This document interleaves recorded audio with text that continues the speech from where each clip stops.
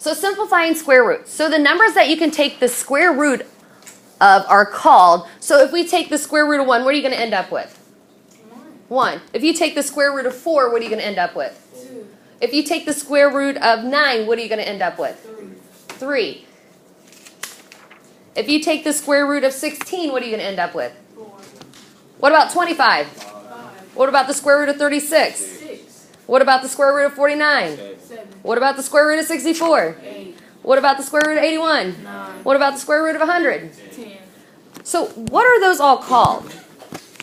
So you took the square root of each of these numbers and got an answer.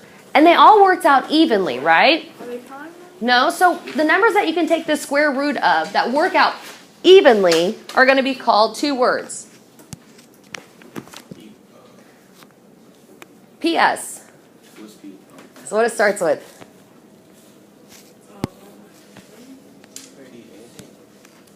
If it works out, okay. Perfect square. Perfect squares, good. So what I want to see on your note sheet are perfect squares. And then underneath the perfect squares, go ahead and list 1 through 100 like that. So 1, 4, 16.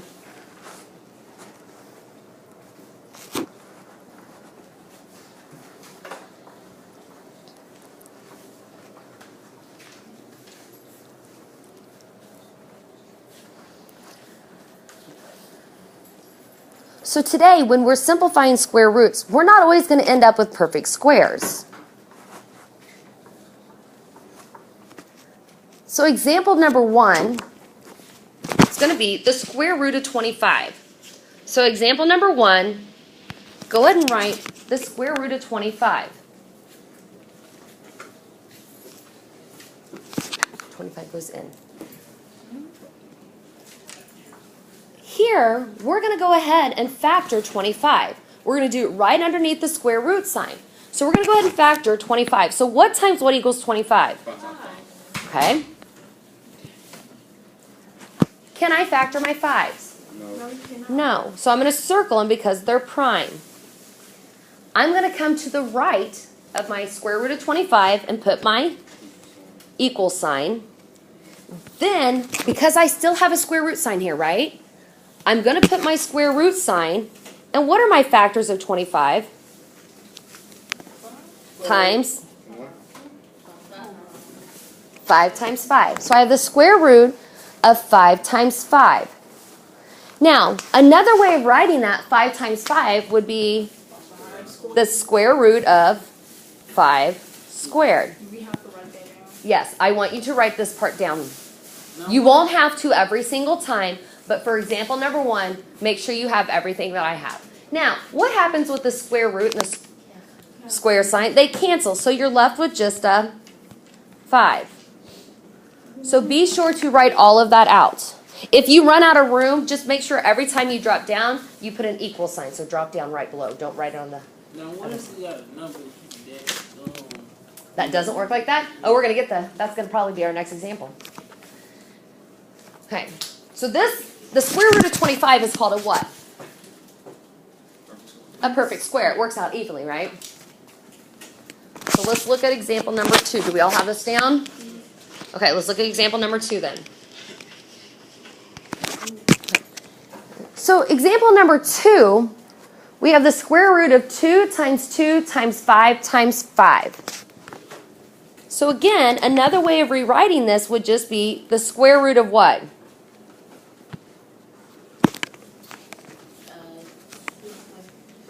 Times. And what happens with my square and square root? So it would be then what? So 2 times 5, which would equal 10.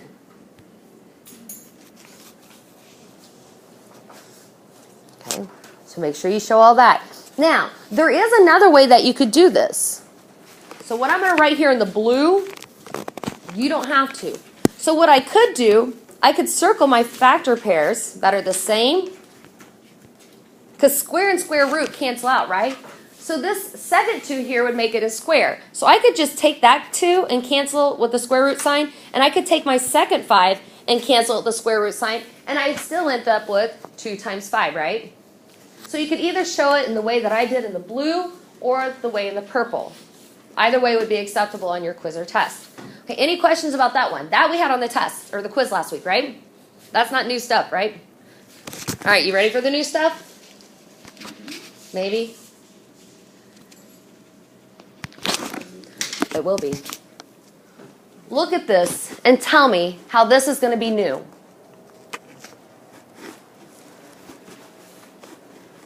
How is this different? Beyonce? How is this different, Darius? More threes. Yeah. So here, if I would write this in exponential form, it'd be 2 squared, right? But if I go to write this in exponential form, it'd be what? To the third power. Does to the third power and square root cancel? No. So this is where we're going to get into our new stuff. So what I would have you guys do here, circle your factor pairs. So circle the pairs that are the same. So the 2's are the same, right? You have a pair of 3's, but then you have a 3 by itself. So we're going to cancel our squares, because remember our second number can cancel with the square root, right? But then we have this 3 here. This 3 is going to go where? Does it cancel out with anything? No. So we're going to leave this here for a moment. So when I cancel out my square with my square root sign, what do I end up with? 2 times 3. So I end up with 2 times 3. However, I still have this 3. Did this 3 cancel with the square root sign? So where is that 3 going to have to go? Under the square root sign, right? Because it didn't cancel with anything. So from here, I then simplify. So I'm going to drop down. I write big, so I'm going to drop down underneath here. So when I say simplify, I'm going to take these numbers on the outside here. Can I multiply those two together, 2 times 3, and get? 6. Do I have anything on the inside to multiply it together with? So it's going to be 6 square root 3. There's an imperfect square. So did our square root work out perfectly? No. So there's an imperfect square. That's how you do it too. That's all. That's not all I'm doing to you. I'm doing more. You guys are going to get to the point where I'm going to give you like the square root of 256. You're going to factor it, rewrite it like this, and then simplify it like this. Beyonce's back there shaking her head. I promise you guys, if you stay with me, you'll get it. How many of you guys did really well on the quiz on Friday? And how many of you guys starting on Monday were pretty unconfident of yourselves? Okay. All right, let's look at the next example.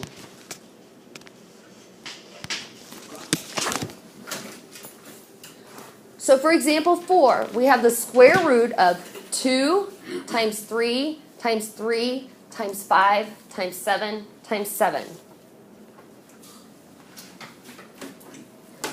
So what I want you to do is go through and circle your factor pairs. Now if you notice, this square root has been simplified for, or the prime factors have been done for you, so the factor tree, so these are all the prime factors. So if you notice, they're in order from from least to greatest. That's why when we were doing our standard form, I wanted it in order from least to greatest because it helps you keep them in order and it helps you quickly identify your factor pairs. So what are your factor pairs here? Do you understand what I mean by when I say factor pair? Mm-hmm. Okay, so what are your factor pairs here, Rihanna? 3. So I have a group of 3 and a group of 7. Okay. Because that would be like 3 squared and that would be 7 squared, my second numbers cancel out with the, what sign? The square. The square root sign. So we come down to a single number. So I'm going to put my equal sign. These single numbers then just equal 3 times 7, okay?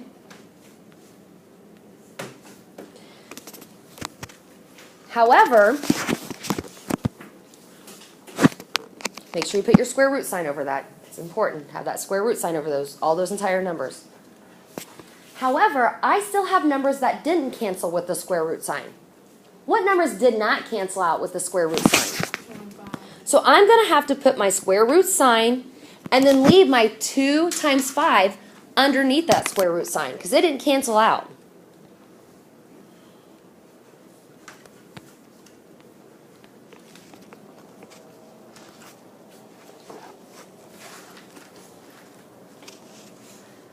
And then your final step here is just going to be simplify. So you're going to simplify your outside numbers. Simplify means just solve. So what's 3 times 7? 21. Okay. Then we got to put our square root sign because it didn't cancel out with anything. And we're going to simplify our inside number. What's our inside number going to be then? 10. Yeah, 10. And that's going to be your final answer. Yes. Terminology. What does terminology mean? Terms, vocab. So when you're simplifying square root, from here on out, you guys are going to have to know certain terms. Do we all have this part here down? Okay, so let's look at our terminology then. So you have 3 square root 2. That's how you'd read it. 3 square root 2. Or anytime 3 or a number touches a sign or a variable or a parenthesis, it means times. So it could be 3 times the square root of 2. I just say 3 square root 2. Now, you need to know what the outside number is called. So the outside number is this here, the 3. And you need to know what the inside number is going to be called, which is the 2. So the proper terminology for your inside number, do you guys remember from last week? Remember I said that number inside the square root is called a what? I had you guys write it down on one of your sheets. I think your second notes. What was that called? It was on Radicand. Good. So your inside number, the number inside of the square root sign is called your radicand. So there's a place in the box that you can put. So your inside number is called the radicand. Make sure you write that down in the bottom right hand box.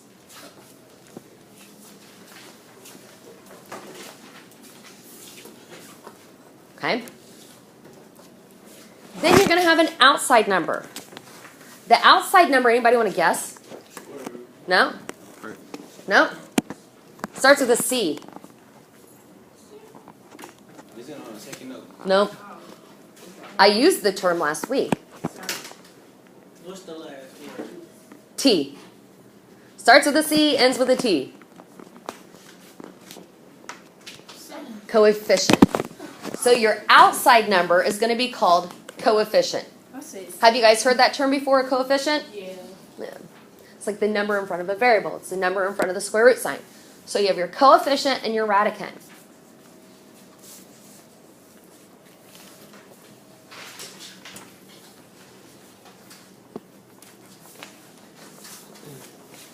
All right, from here, once you have those terms down, go ahead and flip your note sheet. We're going to take a couple more notes. This is going to explain the step-by-step process and how to simplify square roots when they are not perfect squares. So the first thing you're going to do is factor the radicand. Okay? So you're going to use your factor tree to factor the radicand, the inside number. And then you're going to rewrite the radical with its prime factorization. And I'm going to show you what that means. Step 2, you're going to then circle pairs of factors in the radicand. We did that in our first 4 examples. Each factor pair in the radicand becomes a single factor in the coefficient.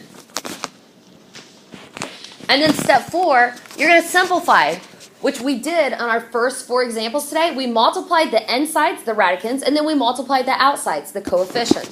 So take your time, get these written down. So the next 6 examples, we're going to follow these 4 steps in order to simplify square roots.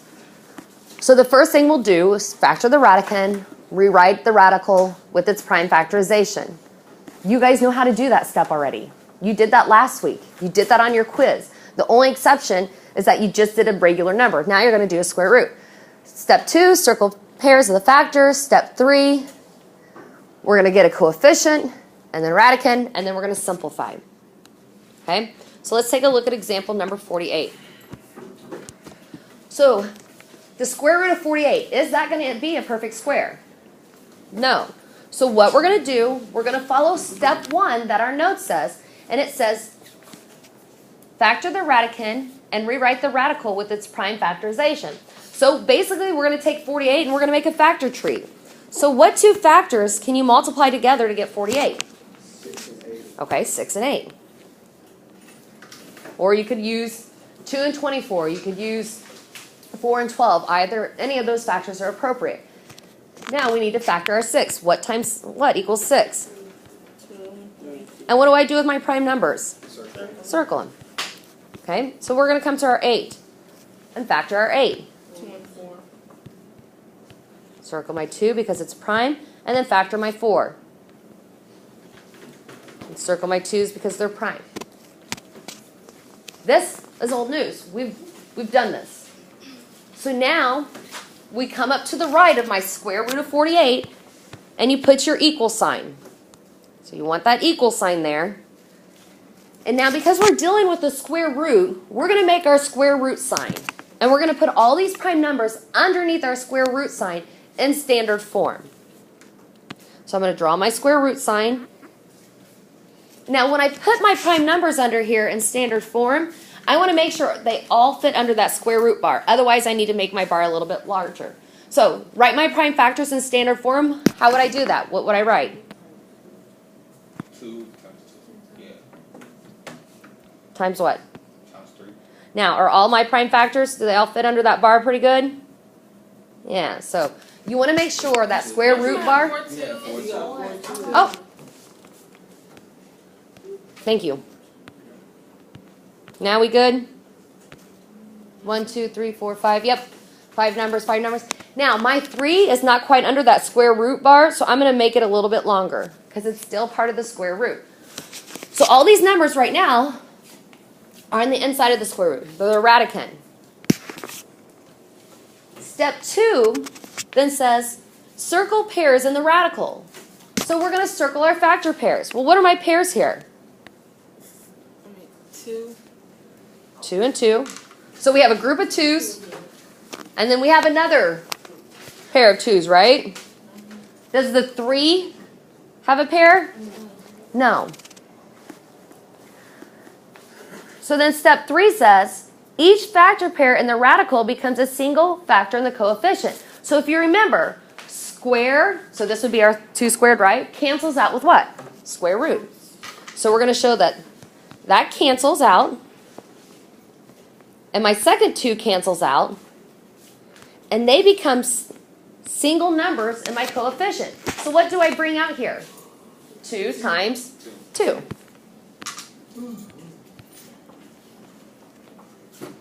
Now, what do I have left inside the square root? So I can't just get rid of the square root. I'm going to have to write square root of 3.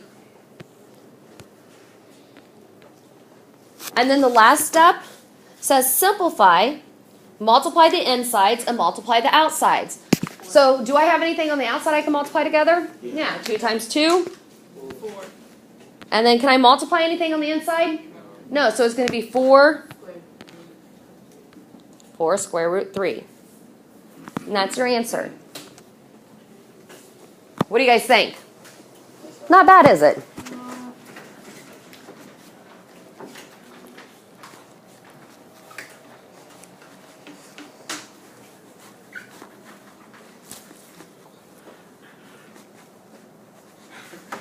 All right, let's take a look at the next example. The square root of 200. Go ahead and get that down. And go ahead and start factoring the square root of 200.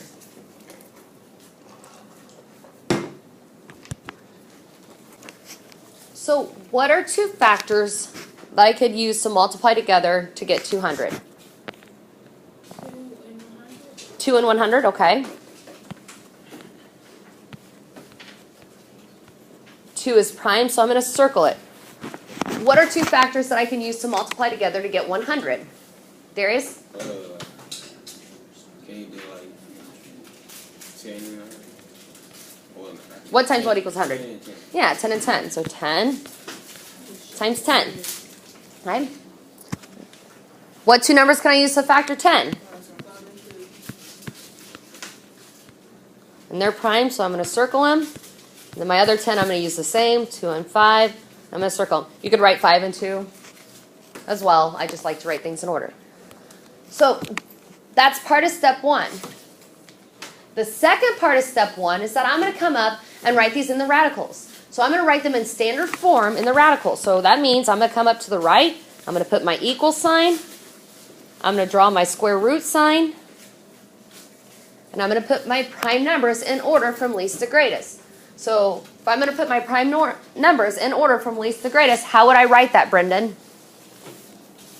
2 is fine.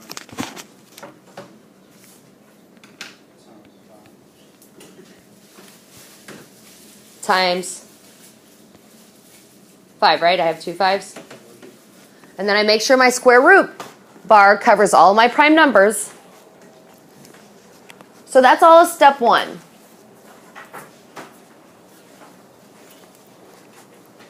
So that's my step 1. Step 2, I'm then going to circle my factor pairs. So what are my factor pairs here? Darius? I think it's 2. So I have a pair of 2s. Now, you could circle that pair of 2s, or you could circle that pair of 2s. It doesn't matter. Just circle a pair of 2s. Okay? And you also have a pair of 5s. What happens with these pairs? You gotta Cancel. It cancels with what? The square. The square and the square root cancel. And where do these numbers go then? but you make another square root. So if this second cancels with the square root sign, I'm left with a single number, right? 2 and 5. Where do they go? Where do I write them? On the outside. What's that called? The coefficient. The outside is the coefficient. So then I look, do I have anything left inside of the square root? Yeah. Yeah, what is it? So I'm going to write 2 times 5, square root of 2. So 2 is my radicand. My final step says to simplify the outside, simplify the inside. So if I simplify the outside, what is that going to equal? I think I heard 10. Then what do I write? Square root 2, because there's nothing to simplify on the inside. And that's your final answer. 10 square root 2.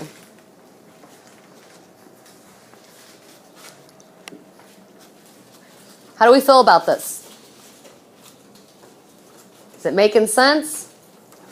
Kind of making sense? All right, do we all have example number 6 down? All right, let's look at example number 7 then. Have you guys noticed anything about these numbers? They keep getting bigger. Well, yeah, but Nick? Yeah, I'm using the same numbers from your opener. So we found 400. Remember how we factored 400? Well, now we're just doing the square root of 400. And yes, they are getting bigger. All right, what are my factor pairs for the square root of 400? So we're going to do 40. I was even. We're going to do 10 and 40. Or you can do 20 and 20. It doesn't matter. Make sure you put that square root sign over that. Okay? So what times what is 10? 2. They're my prime numbers, so I'm going to circle them. Okay? What are my two factors of 40? 85. 5 is prime. Okay, what are my factors of 8? 2 is prime. And what are my factors of 4?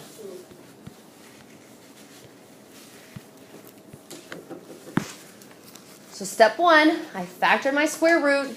I need to finish up step 1 by coming up and writing them in the radical in standard form from least to greatest. So least to greatest, what would I write? 2.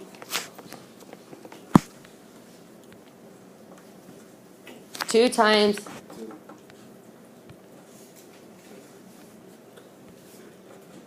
times what here? Times 5. Times 5. Do I have enough? 1, 2, 3, 4, 5, 6. 1, 2, 3, 4, 5, 6. Okay? From here, step 2, I need to circle my factor pairs. So what are my factor pairs here? 2's and okay, so just looking at this, what kind of square root is 400? A perfect square. Because what's going to happen with all these numbers? With the second number. What's going to happen with all this second number here? It's going to cancel out with my square root. So I'm just going to be left with what then? 2 times 5. Yeah, so 2 times 5. Do I have anything left on the inside of the square root? No. So what's 2 times 2 times 5? So the square root of 400 is a perfect square of 20. And I think we're going to stop there for today. I know we have a little bit of time left, but we're going to stop there. So we'll finish examples 8 and 9 tomorrow.